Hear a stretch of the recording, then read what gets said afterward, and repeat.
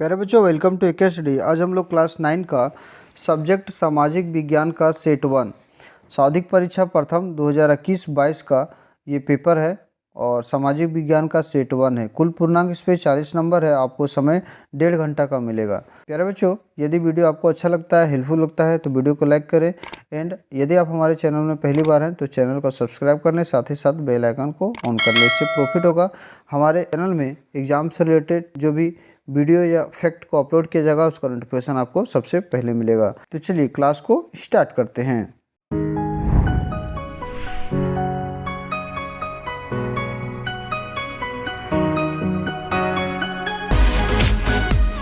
Question number 1 में लिखा हुआ है, प्यारे बच्चों, 1815 ईस्वी में किस युद्ध में फ्रांस की हार हुई थी? तो वाटरलू की युद्ध में फ्रांस की हार हुई थी। इस तरीके से इसका आंसर हो जाएगा option number A. Question number 2 में लिखा हुआ है, क्रांति से पहले फ्रांसीसी समाज कितने वर्गों में विभक्त थे? तो क्रांति से पहले 3 वर्गों में विभक्त थे। इस तरीके से इसका आंसर हो जाएगा option number B. Question number 3 में लिखा हुआ है, चर्च के विशेष कार्य को करने वाले व्यक्तियों के समूह को क्या कहा जाता था? तो इसे कहा जाता था पादरी वर्ग। इस तरीके से इसका आंसर हो जाएगा ऑप्शन नंबर गा। क्वेश्चन नंबर 4 में लिखा हुआ है, फ्रांस का संविधान किस वर्ष बना? तो फ्रांस का संविधान जो है वो 1791 ईस्वी में बना था। इस तरीके से इसका आंसर हो जाएगा ऑप्शन नंबर गा। क्वेश्चन नंबर 5 में लिखा हुआ है, फ्रांस में 1793 से 1794 ईस्वी के मध्य के काल को किस नाम से जाना जाता है? तो इस काल को आतंक का राज का नाम से जाना जाता है। इस तरीके से इसका आंसर हो जाएगा option number A. Question number 6 में लिखा हुआ है, 1917 से पूर्व रूस पर किसका शासन था? तो जार निकोलस का था। इस तरीके से इसका आंसर हो जाएगा ऑप्शन नंबर खा। क्वेश्चन नंबर 7 में लिखा हुआ है, रूसी संसद का क्या नाम है? तो रूसी संसद का नाम है ड्यूमा। इस तरीके से इसका आंसर हो जाएगा ऑप्शन नंबर घा। क्वेश्चन नंबर 8 में लिखा हुआ है, बोल्शेविक पार्टी का नेता कौन था? तो बोल्शेविक पार्टी का नेता लेनिन था। इस तरीके से इसका आंसर हो जाएगा का। क्वेश्चन नंबर 9 में लिखा हुआ है, रूसी क्रांतिकारियों के मुख्य उद्देश्य क्या थे? तो रूसी क्रांतिकारियों का मुख्य उद्देश्य था वो उपर्युक्त सभी था, यानी प्रथम विश्व युद्ध से रूस को हटाना, दूसरा जमीन किसानों को देना, तीसरा कारखानों पर मजदूरों का नियंत्रण, चौथा गैर रूसी जातियों को समानता का दर्जा देना। तो इस तरीके से ये सारा था। तो इसका आंसर हो जाएगा ऑप्शन नंबर घा। क्वेश्चन नंबर 10 में लिखा हुआ है, खूनी रविदास के नाम से किस दिन को जाना जाता है? तो 9 जनवरी 1905 को जाना जाता है। इस तरीके से इसका आंसर हो जाएगा ऑप्शन नंबर खा। क्वेश्चन नंबर 11 में लिखा हुआ है, भारत का क्षेत्रफल विश्व के कुल क्षेत्रफल का कितना प्रतिशत है? तो 2.4% है। इस तरीके से इसका आंसर हो जाएगा ऑप्शन नंबर खा। प्यारे बच्चों, क्वेश्चन नंबर 12 में लिखा हुआ है, भारत की मानक याम्योत्तर रेखा कौन सी रेखा है? 82.30 अंश पूर्वी देशांतर में है। इस तरीके से इसका आंसर हो जाएगा ऑप्शन नंबर गा। नेक्स्ट क्वेश्चन की तरफ बढ़ते हैं। क्वेश्चन नंबर 13 में लिखा हुआ है, कर्क रेखा किस राज्य से नहीं गुजरती है? तो जो कर्क रेखा है वो ओडिशा से नहीं गुजरता है। इस तरीके से इसका आंसर हो जाएगा ऑप्शन नंबर घा। क्वेश्चन नंबर 14 में लिखा हुआ है, विश्व का सबसे ऊंचा शिखर माउंट एवरेस्ट किस देश में स्थित है? तो ये नेपाल में है। इस तरीके से इसका आंसर हो जाएगा ऑप्शन नंबर गा। नेक्स्ट क्वेश्चन नंबर 15 में लिखा हुआ है, एक स्थलीय भाग जो 3 ओर समुद्र से घिरा है वो होगा, क्या होगा? उसे कहते हैं प्रायद्वीप। इस तरीके से इसका आंसर हो जाएगा ऑप्शन नंबर गा। क्वेश्चन नंबर 16 में लिखा हुआ है, बाढ़ वाले मैदानों के नए तथा युवा निक्षेपों को किस नाम से जाना जाता है? तो इसे जाना जाता है खादर नाम से। ठीक है, इस तरीके से इसका आंसर हो जाएगा ऑप्शन नंबर गा। क्वेश्चन नंबर 17 में लिखा हुआ है, गोवा के दक्षिण में स्थित पश्चिम तटीय पट्टी को किस नाम से जाना जाता है? तो इसे कोकन के नाम से जाना जाता है। इस तरीके से इसका आंसर हो जाएगा ऑप्शन नंबर गा। क्वेश्चन नंबर 18 में लिखा हुआ है, किस द्वीप का निर्माण परवाल भित्ति से हुआ है? तो लक्षद्वीप का जो निर्माण हुआ है वो परवाल भित्ति से हुआ है। इस तरीके से इसका आंसर हो जाएगा option number A. Question number 19 में लिखा हुआ है, विश्व की सबसे बड़ी अपवाह द्रोणी किस नदी का है? अमेजन नदी का। इस तरीके से इसका आंसर हो जाएगा ऑप्शन नंबर का। क्वेश्चन नंबर 20 में लिखा हुआ है, कौन सी नदी अरब सागर में गिरती है? तो जो नर्मदा नदी है वही अरब सागर में गिरती है। इस तरीके से इसका आंसर हो जाएगा ऑप्शन नंबर गा। क्वेश्चन नंबर 21 में लिखा हुआ है लमपुर गांव, यहाँ पे पालमपुर होना चाहिए, गलत लिखा हुआ है। पालमपुर गांव की कितनी प्रतिशत जनसंख्या अपनी आजीविका के लिए कृषि कार्य से आश्रित थे? तो वहाँ पे 75% लोग जो थे वो कृषि कार्य से आश्रित थे। इस तरीके से इसका आंसर हो जाएगा ऑप्शन नंबर गा। क्वेश्चन नंबर 22 में लिखा हुआ है खरीफ फसल की अवधि क्या है? जून से लेकर अक्टूबर तक। इस तरीके से इसका आंसर हो जाएगा ऑप्शन नंबर का। क्वेश्चन नंबर 23 में लिखा हुआ है हरित क्रांति का संबंध है, तो हरित क्रांति का संबंध था खाद्यान्न के उत्पादन से। इस तरीके से इसका आंसर हो जाएगा ऑप्शन नंबर का। क्वेश्चन नंबर 24 में लिखा हुआ है निम्न में से कौन कार्यशील पूंजी का उदाहरण है? तो कार्यशील पूंजी का उदाहरण जो यहाँ पे है वो नगद पैसा एवं कच्चा माल। इस तरीके से इसका आंसर हो जाएगा गा। क्वेश्चन नंबर 25 में लिखा हुआ है निम्नलिखित में से कौन एक गैर कृषि क्रिया है?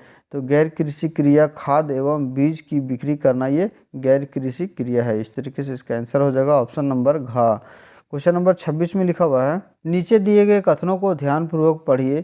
कथन 1 में लिखा हुआ है जब मानव संसाधन को शिक्षा तथा स्वास्थ्य के द्वारा विकसित किया जाता है तब उन्हें मानव पूंजी निर्माण कहते हैं।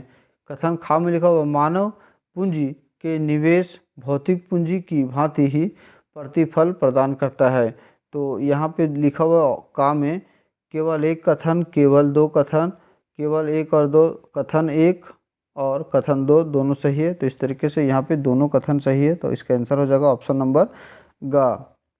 क्वेश्चन नंबर 27 में लिखा हुआ है किस प्रकार की जनसंख्या अर्थव्यवस्था की परिसंपत्ति है?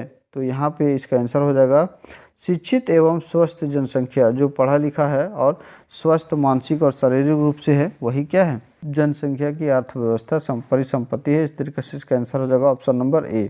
क्वेश्चन नंबर 28 में लिखा हुआ है नीचे दिए गए कथनों में से कौन सा कथन बेरोजगारी को सही तरीके से परिभाषित करता है?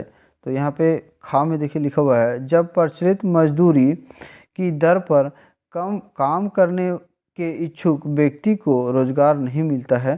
तो ये इसका परफेक्ट डेफिनेशन है। इस तरीके से इसका आंसर हो जाएगा ऑप्शन नंबर खा। क्वेश्चन नंबर 29 में लिखा हुआ है प्राथमिक शिक्षा में नामांकन के लिए कौन से कार्यक्रम चलाया गया है? तो प्राथमिक शिक्षा में नामांकन के लिए चलाया गया सेतु पाठ्यक्रम और स्कूल लौटो शिविर। तो ये दोनों चलाया गया है। इस तरीके से इसका आंसर हो जाएगा ऑप्शन नंबर गा।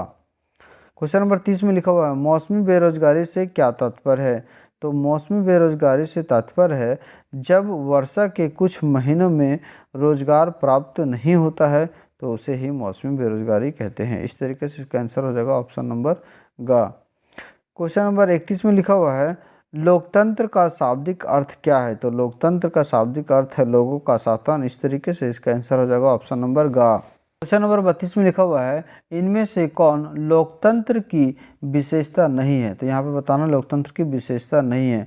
तो यहाँ पे देखिए लिखा हुआ है एक ही राजनीतिक दल का शासन। तो ये क्या है? लोकतंत्र का विशेषता नहीं है। क्वेश्चन नंबर 33 में लिखा हुआ है इनमें से कौन सा कथन गलत है? लिखा हुआ है लोकतंत्र शासन का एक रूप है जिसमें वंशानुगत शासन द्वारा शासन चलाया जाता है। तो लोकतंत्र में वंशानुगत शासन नहीं चलाया जाता है ना, तो ये गलत लिखा हुआ है। तो इस तरीके से इसका आंसर हो जाएगा ऑप्शन नंबर गा।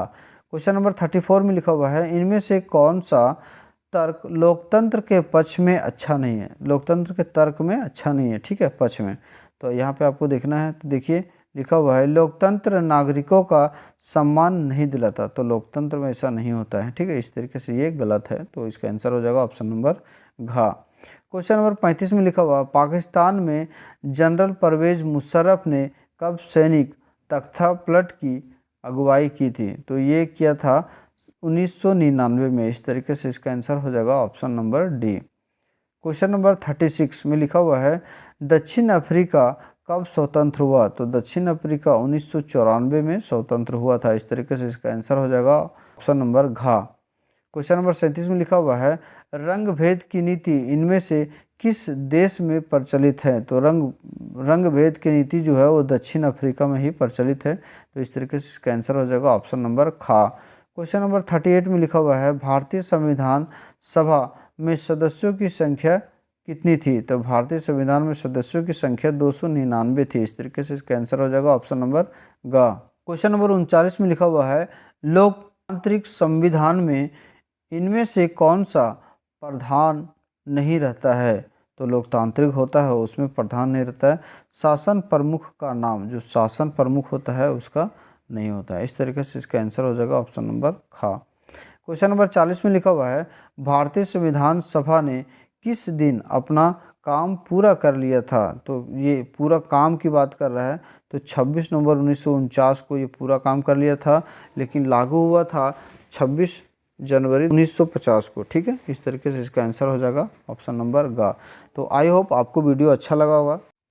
प्यारे बच्चों, सभी क्लास के वीडियो चैप्टर वाइज देखने के लिए हमारे चैनल को सब्सक्राइब करें, साथ ही बेल आइकन को ऑन कर लें। उसके बाद एक के स्टडी को टच करें, उसके बाद आप होम पेज पर आ जाएंगे। होम पेज में आने के बाद प्लेलिस्ट को टच करें। प्लेलिस्ट को टच करेंगे तो यहाँ पे क्लास वाइज वीडियो को अपलोड किया गया है, उसे आप पूरे चैप्टर वाइज देख सकते हैं। Thanks for watching. एक के स्टडी ऑलवेज विथ यू।